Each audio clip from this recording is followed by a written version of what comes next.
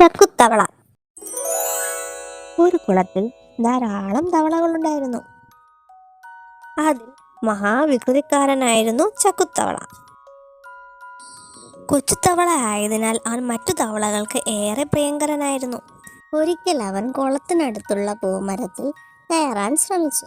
കയറുമ്പോഴെല്ലാം അവൻ മരത്തിൽ നിന്നും വീഴാൻ തുടങ്ങി. ഇത് കണ്ട് മറ്റു തവളകൾ നിലവിളിച്ച് അവനെ പിന്തിരിപ്പിക്കാൻ ശ്രമിച്ചു. മരത്തിൽ കയറാൻ നിന്നെക്കൊണ്ട് സാധിക്കില്ല എന്നവർ ഉറക്കെ പറഞ്ഞു. എന്നിട്ടും ചക്കുത്തവള മരത്തിൽ വീണ്ടും വീണ്ടും കയറാൻ തുടങ്ങി.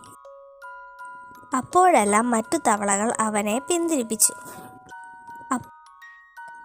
ഒടുവിൽ അവൻ മരത്തിൻ്റെ മുകളിൽ കയറി. സന്തോഷം കൊണ്ട് അവൻ തുള്ളിച്ചാടി. നിങ്ങളുടെ പ്രോത്സാഹനമില്ലായിരുന്നെങ്കിൽ എനിക്ക് ഈ മരത്തിൽ കയറാൻ സാധിക്കില്ലായിരുന്നു എന്ന് ഉറക്കെ പറഞ്ഞു. ഇത് കേട്ട് മറ്റു തവളകൾ അന്തം വിട്ടുപോയി.